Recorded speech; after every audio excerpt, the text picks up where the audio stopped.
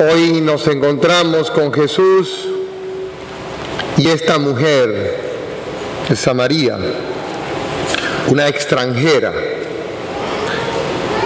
Y no era bien ver a un judío hablando con un extranjero, y menos con una mujer extranjera. Jesús viene a derribar las barreras y viene a llamarnos a cada uno por nuestro propio nombre y por nuestra condición de ser hijos del Padre. Jesús viene a decirnos que Él es Dios, pero no un Dios privatizado, como de esta persona o de aquella, o de este grupo o de aquel, sino nuestro Dios, el Dios de toda la humanidad. Pero para ello debemos dejarnos encontrar por Jesús, dejarnos adentrar por su misterio, que Jesús nos seduzca y nos enamore, parecido a cuando el joven enamora a la joven, se deja enamorar. Porque en fin de cuentas la relación con Jesús es una relación de amor, insustituible, es una relación única. ¿Y qué ofrece Jesús? Ofrece un agua viva, diferente al agua que tiene esta mujer samaritana que está sacando del pozo. Recuerden ustedes, el agua del pozo es una agua muerta, un agua estancada, podríamos decir. Y cuando Jesús se refiere al agua viva, se está refiriendo a un agua que se mueve, a un agua fresca, la frescura de Dios, la novedad de Jesús, es lo que Jesús le ofrece a la samaritana. Un agua además espléndida, que salta hasta la vida eterna. Un agua que en fin de cuentas sana los vacíos. Y valdría la pena en este momento pensar cuáles son nuestros vacíos, los tuyos y los míos. Porque para querer beber agua hay que tener sed, pero hay que reconocer que tenemos sed. Y podríamos decir que hay como dos tipos de sed en nuestra vida. La primera, la sed de sentido, y la segunda, la sed de verdad. La sed de sentido se refiere a aquello de ¿y para qué estoy en este mundo?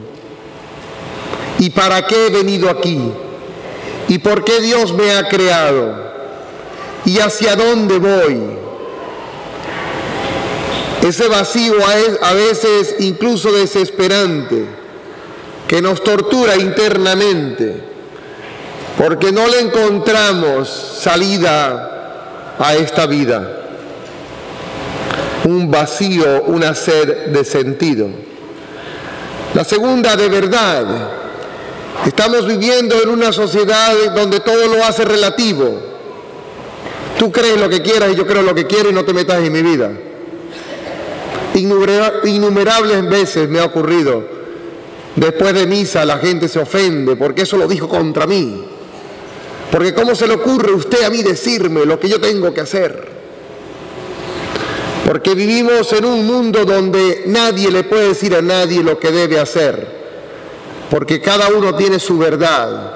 Y ni digamos lo que enseñan en las escuelas o en los colegios o en las universidades. Un vacío, una sed de verdad, que solamente la tiene Jesucristo, porque solo Jesús es la verdad, y es indiscutible.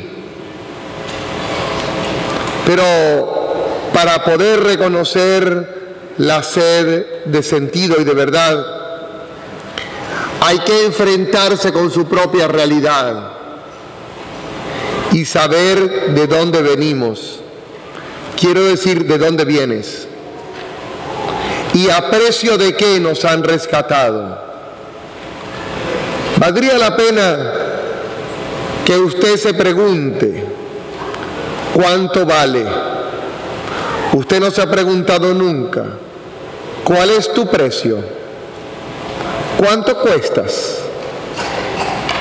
Pues sí, probablemente en algunos lugares venden a los niños o a los esclavos y pagan un precio. Pues nosotros un día éramos esclavos y pagaron un precio por nuestro rescate. Nos compraron. ¿Y cuánto vales? Vales la sangre de Jesucristo, el Hijo de Dios derramado en la cruz. Y si aún eso no te conmueve, piensa a Dios. En su amor espléndido ha enviado a su único Hijo para rescatarte, para pagar lo que tú cuestas. Y entonces, en resumen, a la pregunta de cuánto cuestas, tu precio es infinito. Vales el valor de Dios. No tienes precio, nadie más puede pagar lo que tú vales. Y ese rescate infinito, nacido del amor del Padre en Jesucristo, necesita una respuesta. Y no nos podemos quedar con los brazos cruzados. Es el perdón de Jesús. Un perdón sin límites, que va a lo más profundo de la médula de nuestra vida. Pero para poder recibir ese perdón, tenemos que reconocer que somos pecadores. Pecadores. Yo no me lo diga a mí. Yo de pecador no tengo nada. Y aquí están los niveles de pecadores. El primer nivel. El que cree que nunca ha hecho absolutamente nada, que no hay que perdonarle nada. Yo no tengo pecado. No. Por eso ni me confieso. Dios debe estar contentísimo conmigo por todo lo que yo hago en el mundo, porque soy pura caridad. Y resulta que en casa usted no lo aguantan ni pueden vivir con usted. El primer nivel. El que cree que no tiene pecado y por tanto no necesita el perdón. Segundo, el que cree que tiene demasiados pecados y no hay perdón que lo pueda perdonar. No hay nadie como yo tan pecador en este mundo. Dios me aborrece y por tanto no me perdonará. Y el tercero, el que se reconoce pecador, roto, un desastre, y sin embargo merecedor del mismo perdón que nace en la cruz. El que llega prácticamente sin fuerzas, como el hijo pródigo, como la samaritana, dame de beber de esa agua que tú tienes, que me la quiero beber completa y ahora mismo. Es el que se reconoce necesitado del agua viva que tiene Jesús. Pero cuidado, que entre esos también puede ocurrir el que diga, ya yo recibí el perdón y Dios debe estar cansado de mí. O el que dice, ya yo recibí el perdón y no quiero volver a Él. Y se conforma con el ser pecador. O el que dice, ya yo recibí el perdón y lo necesito seguir recibiendo. Por eso conviene que nos revisemos internamente. ¿A qué Dios le estamos dando culto? ¿Al Dios verdadero de nuestros padres? ¿O a a un Dios que nos hemos fabricado en cuanto hemos llegado a este país y se llama dinero, poder, tecnología, moda, vicio. ¿A quién le estamos dando culto? Porque saben, así como la sed de la samaritana fue sanada por el agua de Jesús, también podríamos decir que Dios tiene sed de ti. Están necesitados, si podríamos decirlo, de tu amor, de un amor completo, de tu vida. Dios te quiere a ti que me estás escuchando. Pero primero tenemos que aceptar lo que somos, no con una mentalidad conformista, sino al contrario, necesitada de su misericordia. ¿Qué lugar ocupa Dios en tu vida? Realmente, ser saciados, mis amigos, solamente Dios sacia. Y sacia de tal manera que nos da una llenura que nada ni nadie jamás nos la haya podido dar. Una llenura extraordinaria. Una llenura que hace querer más. Que no tiene que ver como cuando uno toma agua, que se llena y no quiere más. O cuando come. La llenura de Dios es insaciable. Quieres más de Él, lo buscas más hondamente. Te parece que siempre es poco lo que le estás dando, porque has descubierto un amor inaudito en tu vida. No es como el que dice el viernes de ceniza: ¿qué es lo menos que tengo que hacer para complacer a Dios? ¿Será que puedo comer carne de pollo o de res o de pescado? ¿Qué es lo mínimo que debo hacer para que Él esté contento? A Dios, decía la Madre Teresa, se le ama en el dolor. ¿Y cuánto nos cuesta el dolor? Sobre todo cuando el dolor es el del otro. Cuando alguien en tu casa sufre que no eres tú, ¿cuánto duele eso? Nos sentimos impotentes. Así siente dolor Dios por nosotros. Pero Él no se siente impotente si nosotros le damos permiso. Ahora, si le rechazamos y Dios no puede hacer nada, porque no le damos permiso, su dolor es aún mayor, porque no nos dejamos conquistar por su amor.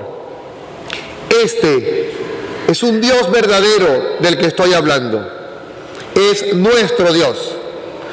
Es el mismo Dios que nos ha salvado. El mismo Dios, como decía antes, que nos da la vida, que nos da de su llenura, que nos conquista y nos sigue llamando. ¿Y saben qué pasa? Que una vez que hemos descubierto a este Dios vivo y verdadero, debemos anunciarlo. Lo mismo que hizo la samaritana, fue corriendo donde su gente y lo he encontrado, el que estábamos buscando. Cuánto deseo tienen nuestras familias y nuestros amigos de que nosotros le digamos: lo hemos encontrado, Jesús está vivo y también te ama a ti y también te llama. Anunciar a Jesús, sí, que no sea solamente mi Jesús, sino nuestro Jesús, nuestro Dios. Que no dé vergüenza decirle a los demás que este nuestro Dios nos ha rescatado. Que no nos dé vergüenza hablar de Él, porque saben una cosa, el amor no se puede esconder. Cuando uno encuentra el amor, uno tiene que hablar del amor, no tiene de otra. Y además habla con alegría, y además se le nota, y además se contagia.